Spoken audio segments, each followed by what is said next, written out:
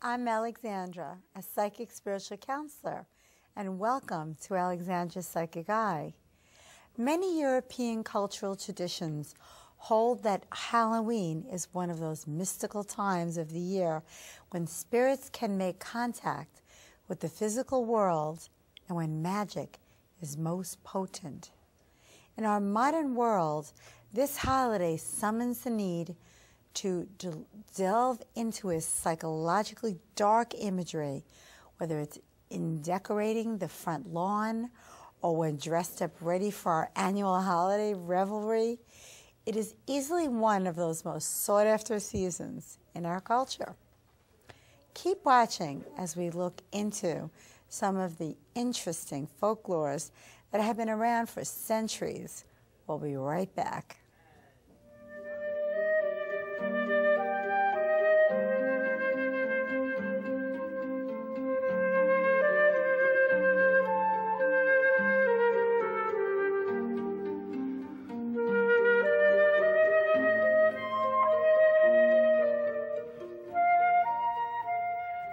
Welcome back.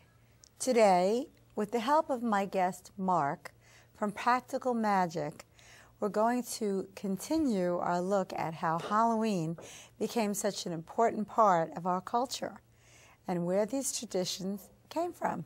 And welcome back, Mark. Thank you. Always wonderful to have you here. Now, we continue with our discussion about Halloween. Yes. Because this is the time of year that everybody gets dressed up, they're all excited, you know, what are you going to wear, buy tons of candy. It's a whole big, what do they have, the parade in Manhattan? Oh, yeah, yep. Forget about it, it's like the second... it's the second biggest holiday to Christmas. Next to Christmas, it's amazing. Divination was a popular activity on this holiday. Yes. Especially when it came to divining your true love for the year. Now, everybody wants to know about love. Absolutely. It was believed that young women could predict who they would marry in the future on this day. How did they do this? And you can use me if you like. Okay. I'm single. Well, yeah. There was many different aspects that girls would use. They would actually sometimes take apples and they would peel them.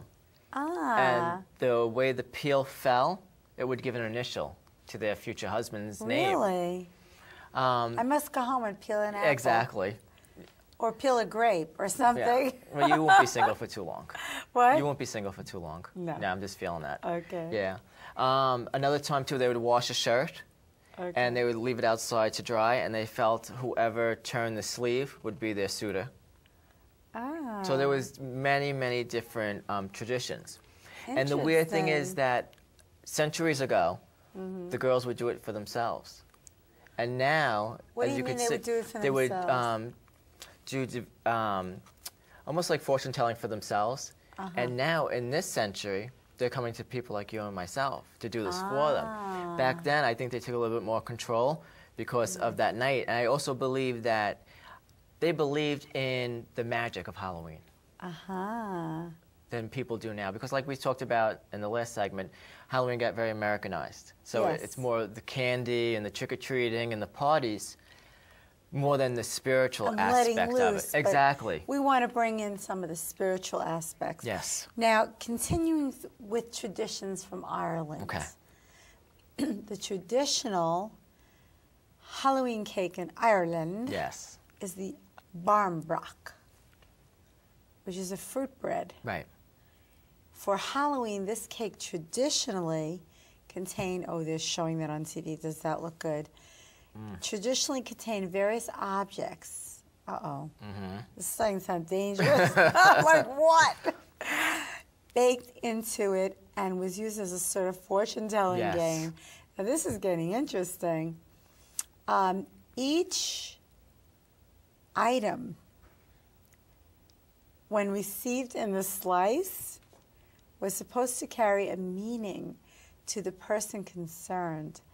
If you found a pea, that would mean that you weren't getting married that year. Right. Oops. A stick predicted an unhappy marriage. A piece of cloth or rag would mean bad luck or poverty. Oh, I'm definitely not doing this cake thing. A coin would mean you would enjoy good fortune or plenty of money, and a ring would predict, what do you think? Marriage. All right. Now, what do you think of that? It sounds like a little bit Well, again, too, cookie to me. I mean, I don't know if I believe in that. it's very superstitious. Yeah. You know, and people back then, they were very superstitious. Black cat, don't go under a ladder. Why were people so superstitious then and not now? You know, what happened? I think we were taught to believe and keep people in line. But also, if you look education, if you look colleges. at the black cat, you know, they associated that with witches and devils and demons. So if a black cat crossed your path, it was bad. Well, where did that come from? I think it was just people who made up these notions in their head, and it just caught on. Right. You know, there's silly little notions that really hold no stock today. Right. But sometimes, too, like on Halloween, what we'll do is we'll bake a cake, and we'll put little fortunes in, just like fortune cookies, you know. With those that you listed, a lot of them were very negative. So, you know, we take a spin on it, and you just put very positive things, because that's what you want to manifest in your life. You want positive energy. Absolutely. Now, I notice, which to me is kind of a funny thing, is whenever I go out and have Chinese food, I'll always look at the fortune cookie. And for some reason, it's ridiculously appropriate to my life. And my friends will say, what did you, like, rook this thing? And it just isn't amazing. Why do you think that is? Well, I think that the universe tries to tell us little hints and little, you know, secrets about our life. So I think that the universe really wants to tell you different things. So even something simple as opening up a fortune cookie, it'll tell you what's going on. I mean, sometimes, you know, you can sit there and read a horoscope, and it means absolutely nothing to you. It's rubbish. But then there's sometimes that it just fits you to a T. That's because that day, the universe wants you to know this. Yes, and you're sort of forced to read exactly. it, too. It's right in your face. I know. Now, we have a picture of a Halloween party in Blarney, Ireland from 1832, and there it is. Yep. Okay, there they are, Blarney, Ireland, 1832. The young people on the left side are depicted playing various divination games, which is kind of hard to see what they're doing, while children on the right bob for apples. A couple in the center plays snap apple, which involves retrieving an apple hanging from a string. Okay. I've seen that. You've seen that. How did all of these apple traditions come about? I mean, what's this business with apples? Well, the apple, again, it's a sacred fruit. It's very sacred to Celtic regions, and they believe that the apple is very sacred to the goddess.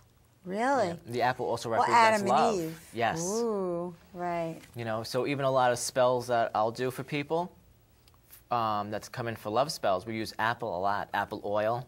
Really? Apple seeds. So apple is very, it's a very strong fruit to kind of draw that to you. Why is I think because of the whole energy that it holds, the Adam and Eve story, Avalon.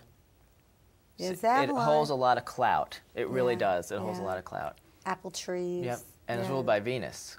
And it's ruled by, oh, well, there And you Venus is go. love. Absolutely. Yeah. Anything that's sweet like that, strawberry, apples, we use that in love spells. So you would recommend that if you want to sort of mesmerize someone, get them an apple cider drink. You can even make apple pie. And then sometimes apple on the stove with the cinnamon. Do you ever have that? It's delicious, isn't it? Oh, yeah, you can make that for your lover, yes. and that will help entice as you're eating that as a fruit. It could also work as an aphrodisiac. Aha. Yeah. So I guess a lot of people are going to be going out and buying apples. And it's also very helpful for you. It does keep the doctor away. Oh, absolutely. They really do. Now, why do you think Halloween became such a popular night for divination and learning who you may end up marrying? Because I think as humans, we're so fixated on love. Yes, we are. And everybody wants to know about love. I would say about, and no joke, about 80% of my clients that come into the store are coming in for love. Everybody wants it. I would say my practice is too. Yeah, everybody wants it, everybody needs it. But the thing is that we need correct love. Yes. And, you know, people, and you see this all the time, they want their exes back who abused them for years and stole from them. Why didn't he love me? Exactly. You know, oh, so he hit me. Oh, Yeah. so he abused me. Yeah, they make excuses for them. And Exactly. I said, there's no excuses. There's no excuses. No excuses. You know, so I think that through building their self-esteem and self-confidence and letting them realize, you know what, you're better than that. You deserve more. You deserve more. Also, with love, just a little bit of digression from the Halloween.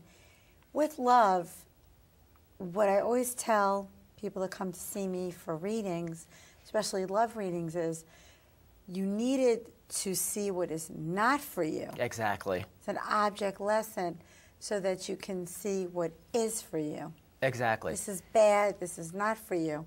Now let's go to what is for you. You know, I was in... The opposite of that. Exactly.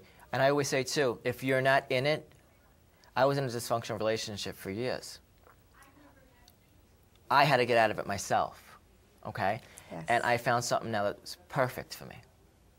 And I had to go through all the, Negative. for lack of better words, psychic garbage. You know what I'm Right. saying? And Yes. their deal, that's their deal, not my deal. But I had to go through that to realize, okay, now I found what's right and correct for me. That's right. And I've never been It was an happier. object lesson. That's wonderful. You know? So definitely Halloween is the perfect time For love. Everybody for wants love. it. Everybody and needs it's the perfect it. time for you guys to pick up the phone and make an appointment Absolutely. with a psychic, get a psychic reading about love, and learn who's perfect for you, Yes. because they deserve it. Now, we're going to have a cutaway about jack-o'-lantern. Okay. Now, on to folklore, Yes. okay? I'm sure the jack-o'-lantern has an interesting tale behind this yearly custom of pumpkin carving. There's our jack-o'-lantern. As cute as could be. Look, Fluffy. Fluffy is sleeping. Now, what is that jack-o'-lantern all about? I really have no idea. Well, actually, the old tale is that a man named Jack was sentenced to be in hell. You're And kidding. Yeah. And This it was is like dark. about this guy, Jack? Yeah, and it was dark and dreary. Oh, yeah. And he actually used a gourd to light his way through because he couldn't see anything. And actually, A gourd? A gourd. They would actually use gourds before pumpkins. You mean those little... Yep. Those little thingamajigs. So now what we do is we carve faces in the pumpkins, and it's become an Americanized tradition, but the pumpkin and the jack-o'-lantern, basically, again, is to keep away evil spirits. So you would light a jack-o'-lantern on your porch, and that would yes. keep the negativity away from your house that night.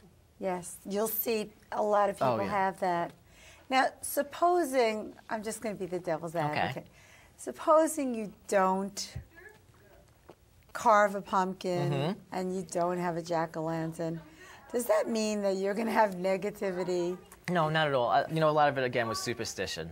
But I think that because now, with the holiday, it's become so popular to have jack-o'-lanterns and, you know, pumpkins and witches hanging from your porch and all that stuff. I feel like we just try to make it more elaborate each year. And if you notice, Halloween, it's getting bigger and bigger and bigger, even with the Huge. decorations.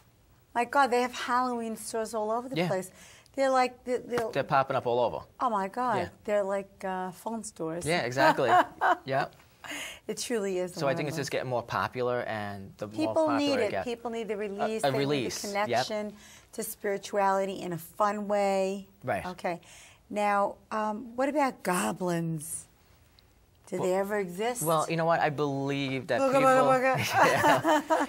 thought that goblins existed. And again, too, a goblin was just a small energy, and I see it as like a small fairy, like almost like a troll kind of energy.